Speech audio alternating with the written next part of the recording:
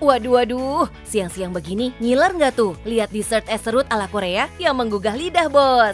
Segar dan manisnya emang jadi bikin jatuh hati ya. Sebenarnya penampakan bingsu ini nggak jauh beda sama es serut Indonesia. Bedanya bingsu ini punya ciri khas kacang merah dan ditabur potongan buah yang bikin nambah segar.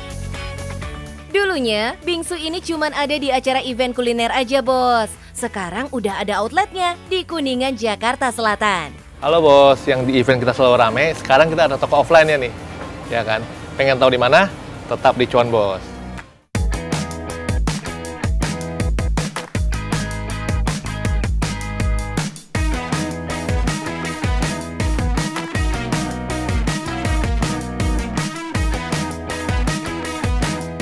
Gimana nggak punya outlet? Kalau dessert bingsunya selucu-lucu ini, bos. Bikin matamu pengen nyobain semuanya. Wajar aja kalau langsung dikepoin warga plus 62. Menu-menu bingsu jualannya merupakan hasil modifikasi Pak Sanles yang sempat pergi ke Korea untuk meriset dahulu bingsu asli Korea. Kebetulan sebelum memulai itu semua itu kita sempat R&D dulu ke Korea. Kita lihat dulu bagaimana. Dan kita bawa ke sini dan kita buat sedemikian rupa dan kita upgrade lah. Kalau Korea tuh mereka lebih konvensional, maksudnya modelnya begitu aja tampilannya. Kalau kita bikinnya lebih fusion, lebih menarik. Salah satu bingsu yang jadi favoritnya netizen adalah Tropical Pat Bingsu yang punya perpaduan potongan beberapa buah, kacang merah, dan jelly di dalamnya. Rasanya tentu aja manis segar ya, bos. Gelas yang digunakannya juga khusus nih, bos, yang diimpor Pak Sanles langsung dari Korea. Mau yang tempatnya nggak biasa? Bisa banget, bos. Pakai buah segar untuk jadi wadahnya. Salah satunya buah melon. Setengah isian buah melon akan dikeruk dan diletakkan di atas es serutnya. Kemudian ditabur susu manis, kacang merah, serta es krim di atasnya. Ini nih bos, menu andalan kita. Melon pat bingsu. Pat itu kacang merah, bingsu adalah es serut. Jadi menu lebih sehat, menu es serut pat bingsu. Buah-buah yang dipakai dijamin kesegarannya, bos. Setiap harinya, Pak Sanles memastikan buah yang dipakai tidak ada yang busuk. Jadi kualitasnya sudah terjamin dong. Buat yang mau dessertnya berbeda, bisa juga kok. Di sini banyak pilihan variasi menunya ya, seperti matcha lover pat bingsu, maupun coklat brownies pat bingsu yang juga favorit pembeli. Rasanya dijamin seger banget di mulut, mantap. Harga bingsu dibanderol mulai dari Rp39.000 sampai Rp55.000. Masih sangat terjangkau buat nongki bareng Besti ya, bos. Salah satunya Citra nih, bos. Doi ini emang menggandrungi budaya Korea hingga kulinernya, bos. Iya, saya suka banget bingsu karena kan bingsu salah satu dessert Korea yang sangat terkenal ya. Aku pesen yang Tropical Pat Bingsu yang salah satu bestsellernya. Penasaran nih sama omsetnya, bos? Kita hitung aja yuk. Dalam sebulan, outlet bingsunya bisa kedatangan hingga 3.000 pembeli dengan minimal order Rp39.000. Maka dalam sebulan, Pak Sanles bisa mengantongi omset 97 jutaan, bos. Mantul nggak tuh? Sebelum menjalankan usaha ini, Pak Sanles pernah bekerja sebagai kreator produk di salah satu perusahaan Korea. Meski punya produk yang menarik, Pak Sanles gak lantas langsung buat outlet, bos. Doi melakukan tes pasar dulu ke event-event kuliner yang ada selama kurang lebih setahun. Setelah yakin produknya diterima pasaran, baru Pak Sanles putuskan untuk membuka outletnya. Perjuangan Pak Sanles menemukan lokasi juga gak mudah ya, bos. Beberapa kali Doi harus berpindah lokasi. Syukurnya sekarang sudah menemukan lokasi yang pas dan pundi-pundi cuannya terus bertambah. Sukses terus Pak Sanles. Bos, bangun bisnis memang tidak mudah. Yang penting optimis dan bisa berjalan dengan baik. Yang penting cuan, bos.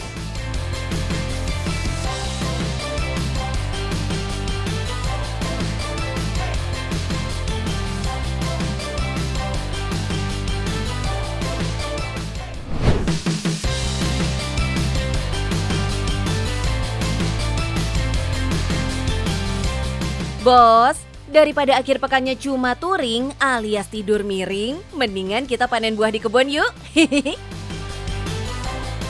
Tenang, yang ini nggak pakai capek kok. Malah sekali jalan bisa menang banyak. Buah yang dipanen bukan cuma 1 atau 2 jenis aja. Psst, tapi tahu nggak sih bos, kebun seluas ini dulunya sawah loh. Tapi karena cuannya menjanjikan, Pak Winarno berhasil menyuap sebidang sawah menjadi pariwisata kebun atau tempat wisata petik buah. Halo bos, gara-gara saya senang tanaman, sekarang saya jadi banyak koleksi buah-buahan. Penasaran dengan apa buah yang ada di sini? Tetap di Cuan Bos.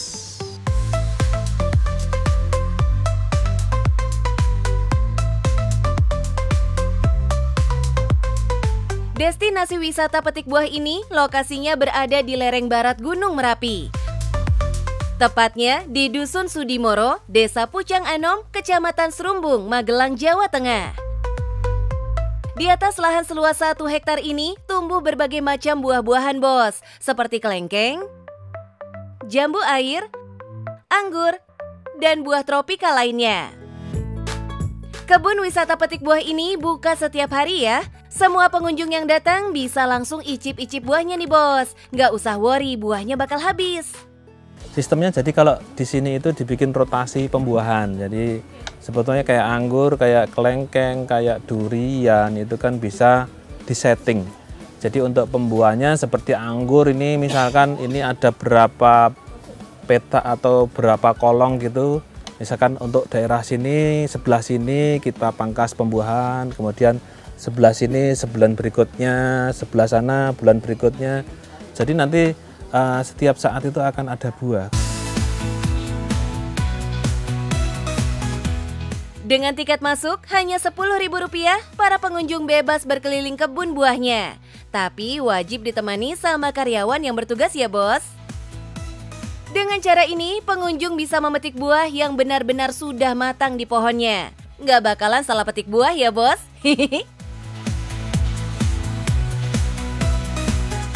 Khusus buah kelengkeng, Pak Win hanya menanam 1 jenis saja, yaitu New Crystal yang rasa manisnya legit dan daging buahnya tebal. Oh ya, ini namanya jenis kelengkeng New Crystal. Ini semua produk buah-buahan ini hasil dari Saung Paribon sini. Ini keunggulan dari New Crystal ini memang dompolannya bisa lebat dan bisa besar-besar. Ini bayangkan ini belum matang maksimal tapi ini sudah gede-gede. Pak Winarno berani jamin bakal bikin kalian serasa di surganya buah. Soalnya doi nggak cuma menanam 1 varian dari setiap buah. Saat ini aja ada 20 jenis atau varian jambu air seperti madu Delhi, bajang leang, dalhari, dan mutiara hitam. Sedangkan anggurnya ada sekitar 15 jenis anggur dengan rasanya yang unik pada masing-masing jenisnya, seperti anggur Tamaki, anggur Brazil, dan anggur Gosvi. Oh iya, sebelum dinikmati, buah yang sudah dipetik jangan lupa ditimbang dulu bos untuk menentukan harganya.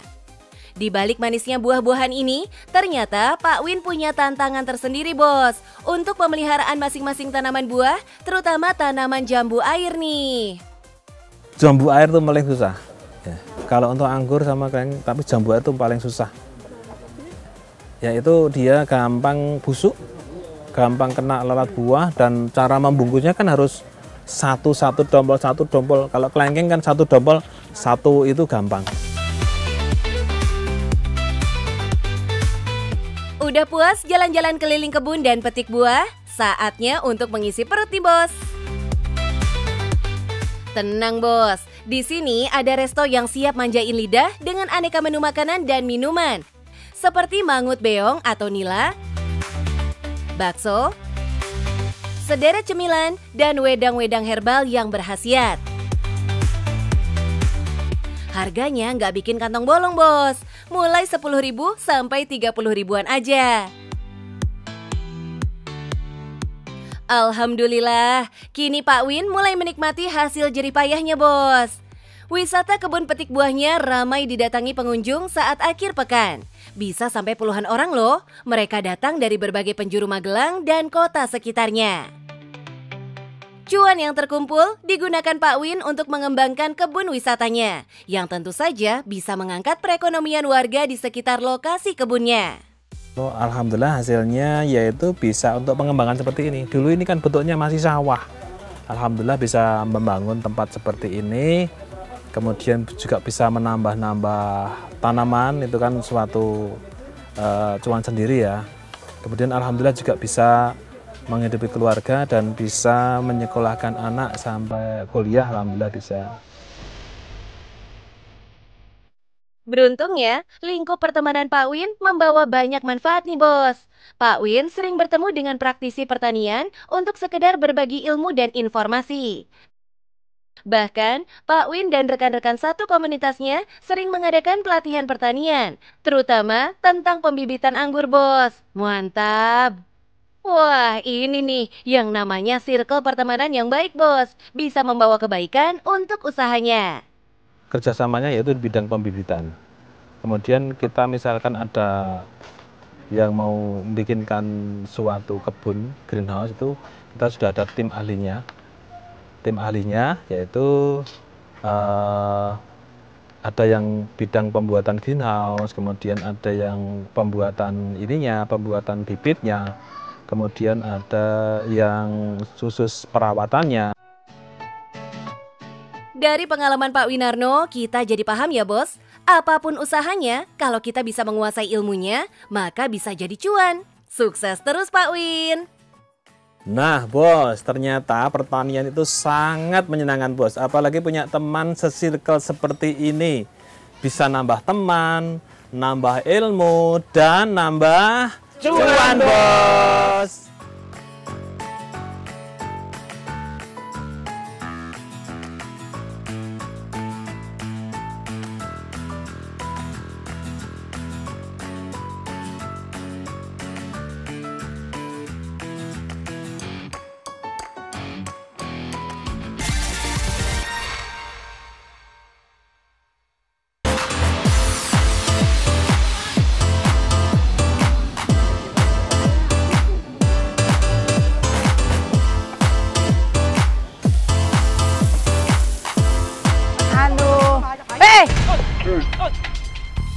Di sini rame-rame ngapain ya? Pada lagi ngantri-ngantri apaan?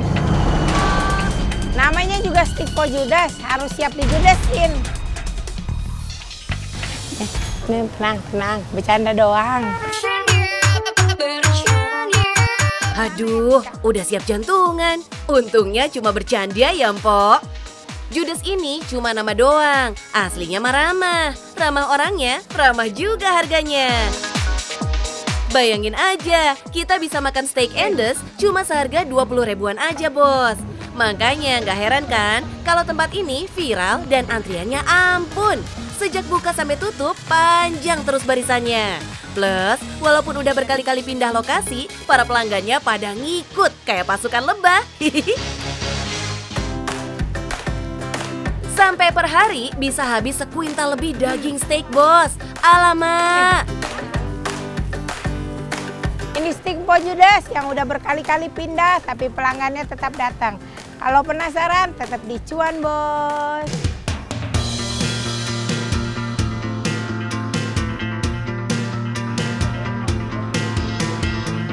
Sumpah, penasaran kita sejak awal. Kenapa sih Kak Jo ini disapa Mpok Judes? Kalau sama anak-anak judes saya, karyawannya badung. Saya galak sama karyawan. Biasa lempar batu. Lempar batu? Iya. Kalau nggak mau denger, saya lempar pakai batu. Waduh, tapi ini lagi-lagi bercanda doang kok, Bos. Si Mpok mah aslinya sayang sama semua tim kerjanya. Makanya pada ngikut sejak bisnis ini dirintis, Bos. Lagian emang kalau kerja di sini kudu sering-sering dicambuk penuh cinta. Kalau enggak, antrian pelanggan bisa ngamuk kalau pelayanannya kelemar-kelemer. Satu lagi yang bikin penasaran, kenapa sih Mpok kok hobi banget pindah lokasi? Sejauh ini nih, udah 3 kali doi boyongan di kawasan Jakarta Utara, Bos. Karena gini ya, kita kan udah ada feeling tuh, kayaknya dia pasti mau buka sendiri. Jadi saya cari yang gak jauh-jauh dari tempat yang lama.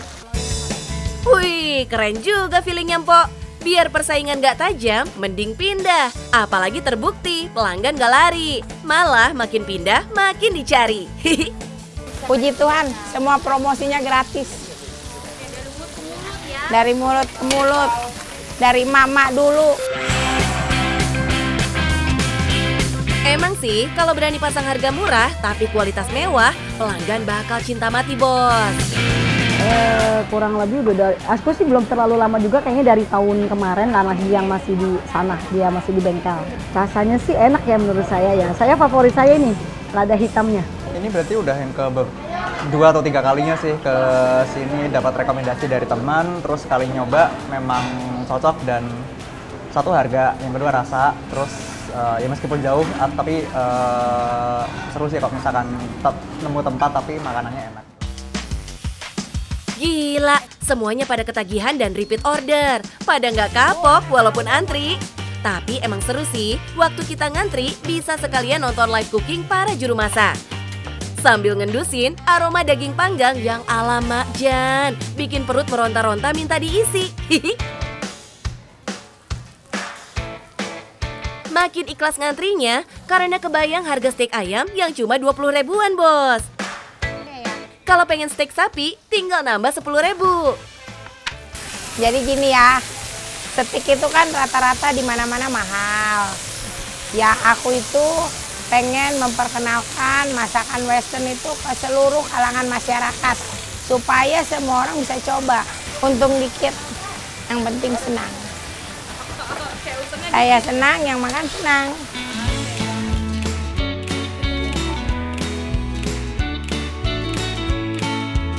Itu tuh ajian kunciannya, berani untung sedikit, asalkan yang beli banyak, Bos. Terus, Mpok Jo juga masih turun langsung ngurusin produksi, Bos. Semuanya dibikin sendiri bareng tim, jadi efisien budgetnya. Semua daging ayam dan sapi yang datang ia seleksi. Ayam cuma ia pakai bagian paha atas, karena lebih gurih rasanya. Terus, bumbu steaknya juga ia racik sendiri.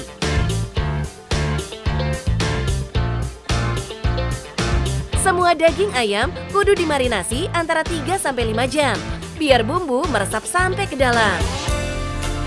Nah, kalau daging sapi, bumbunya langsung ditabur saat pemasakan nanti, Bos. Saus tuangnya jangan lupa. Ada saus black pepper, barbecue, dan mushroom. Bos, yang spesial di steak Po Judes.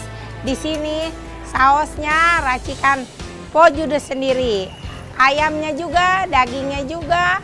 Nah, semuanya ini spesial yang buat Po Judes sendiri. Idola di sini tuh saus mushroomnya, Bos. Dibuat pakai jamur champignon asli dan full susu sapi. Sehari bisa habis loh sampai 6 kg jamur, Bos.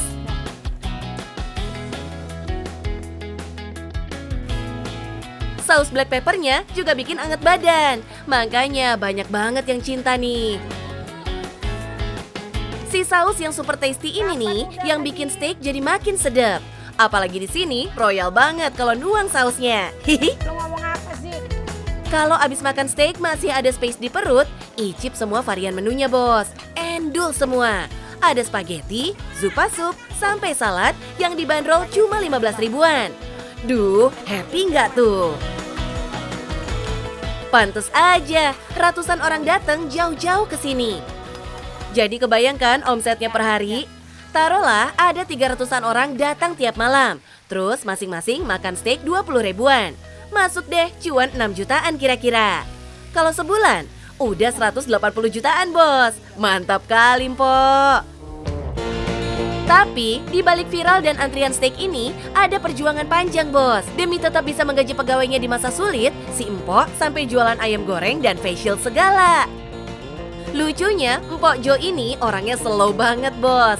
Semua komen jelek tentang bisnisnya, dia tanggapi dengan santai, tanpa emosi dan marah-marah. Ya adalah 1-2 mah. Ya daging keras lah. Ya kayak gitu mah. senyumin aja, jawab aja kan daging keras tergantung gigi ya. Gimana giginya ya kan? Kalau semua bilang keras, baru kita salah ya. Kalau satu dua anggap aja ya tergantung gigi. Giginya kurang superpower berarti nih. Buktinya ratusan orang lainnya tetap ketagihan makan di sini. Mantap, sukses dan menginspirasi terus ya, Mpok. Bos, membangun bisnis itu jangan pantang menyerah. Kayak Mpok udah bolak-balik pindah, pelanggan tetap datang terus.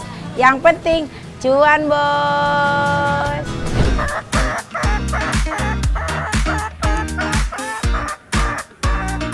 Wah, boneka apa tuh, Bos? Coba tebak. Jambulnya jabrik ala rocker nyentrik, tapi bulunya selembut kapas. Penasaran, Bos?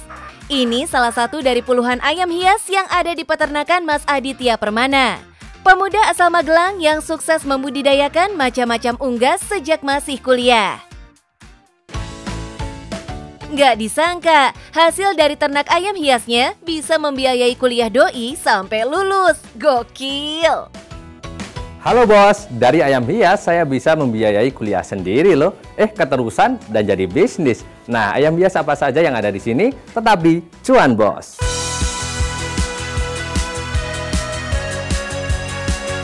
Kalau di kalangan pecinta ayam hias, ayam ini lagi jadi bintangnya bos. Namanya American Silky. Aslinya emang dari benua Amerika. Dan kenapa disebut silky? Karena bulunya yang super lembut seperti kapas. Kalau yang lagi ngetren salah satunya ini di depan saya ini merupakan American Silky. Ngetrennya juga karena ini lucu, jambulnya lebat, punya simbar di kakinya seperti ini, bulunya bersih. Selain itu, ayam ini bisa jinak dan bonding dengan pemiliknya bos. American Silky juga jarang berkokok, jadi cocok banget jadi ayam hias di rumah atau pemukiman. Hihi. Kalau mau pelihara ayam silky ini, siap rogoh kocek dalam-dalam nih bos. Harga sepasang anakannya dibanderol 2 juta rupiah dan 6 juta rupiah untuk dewasanya.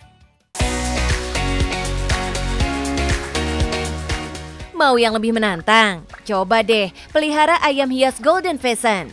Ayam yang warna bulunya cantik ini asalnya dari Cina dan biasanya hidup di alam liar. So, sifatnya pun liar, susah dijinakan. Kalau udah bisa pelihara dan ternak ayam Golden Pheasant kayak Mas Adit, cuannya mantep loh bos. Harga jualnya dibanderol mulai dari 2,5 juta sampai 40 juta sepasangnya. Nggak hanya itu aja koleksi ayam hias Mas Adit. Doi juga punya koleksi beberapa ekor burung merak India, ayam Koshamo Jepang, dan ayam Brahma yang bulu kakinya kayak pakai celana cutbray. Lucu-lucu ya bos?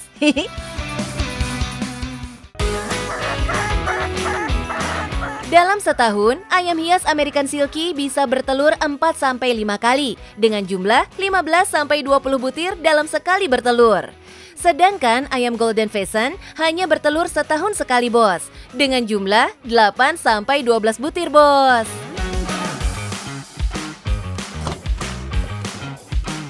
Untuk menetaskan telurnya pun gak gampang bos. Ada beberapa telur yang akhirnya gagal menetas karena embrio ayamnya mati. Duh, sedih ya. Nah, biasanya kalau faktor yang mengalami kegagalan penetasan itu indukannya masih muda. Selanjutnya kekurangan nutrisi. Nah, untuk mengantisipasinya kita bisa kasih tambahan nutrisi berupa kecambah itu untuk meningkatkan produktivitas, buah-buahan, sayuran untuk serat, dan tambahan protein berupa ulat hongkong. Sebenarnya ayam hias bukanlah usaha pertama Mas Adit. Doi pertama kali memulai usaha ternak unggas dari jenis kalkun dulu bos.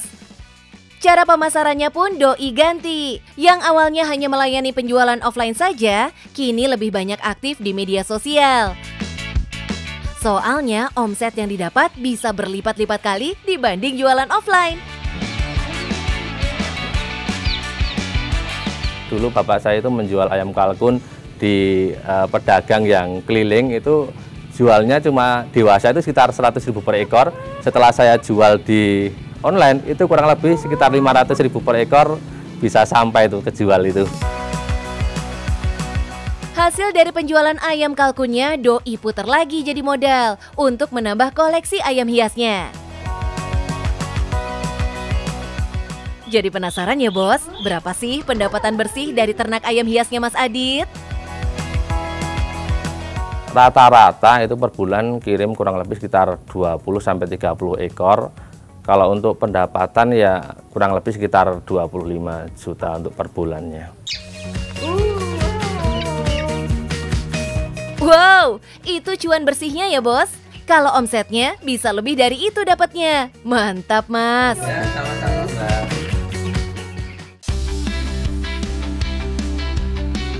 Sudah 8 tahun Mas Adit menggeluti dunia peternakan unggas, terutama ayam hias. Cuan yang Doi rasakan saat ini adalah hasil dari perjuangan yang Doi mulai dari tahun 2016 saat baru duduk di bangku kuliah semester 1. Dari hobi dan kecintaannya dengan unggas, Mas Adit iseng memelihara kalkun dengan modal awal 10 juta. Usahanya nggak selalu berjalan mulus bos, Doi malah pernah rugi sampai puluhan juta. Dulu saat saya masih ternak ayam kalkun, sekitar kurang lebih tahun 2017 itu mati berjamaah. Jadi mati kurang lebih sekitar 30 ekoran. Itu karena kita ambil ayam kalkun dari luar, terus langsung saya masukkan dalam koloni. Nah ternyata ayam yang saya ambil dari luar itu ada penyakitnya. Jadi kita tanpa karantina selama seminggu langsung saya taruh di kandang umbaran. Nah jadi terjangkit semua. Mati total itu kurang lebih sekitar 30-an ekor. Kalau untuk kerugian kurang lebih sekitar 20-an juta itu untuk ayam kalkun. Loh, 20 juta gede loh mas. Apa nggak kapok tuh? Enggak sih, emang dasarnya suka dulu. Jadi usaha itu memang harus didasari suka. Nanti insya Allah hasil juga mengikuti. Hasil tetap maksimal nanti. Salut deh buat Mas Adit. Meski rugi, Doi tetap fokus dan konsisten sama usahanya bos. Malah usaha Doi makin maju setelah mengamati perkembangan dan permintaan pasar. Berawal dari salah satu customernya yang berminat dengan ayam hias, Doi pun mengembangkan bisnisnya dengan menambah koleksi ayam hias yang banyak disukai para pehobi. Bos, berawal dari hobi dan minat yang besar terhadap unggas, bisa membawa Mas Adit mendapatkan cuan dari hobinya. Udah jadi bukti nih bos, kalau mau merintis usaha, bisa banget dari hobi yang kita tekuni. Dan bisa banyak mendapat cuan bos. Gimana bos, sudah melihat usaha saya? Jadi dalam memulai usaha di bidang apapun harus didasari dengan rasa suka. Nah ketika usaha kita didasari dengan rasa suka, pasti akan menghasilkan cuan bos.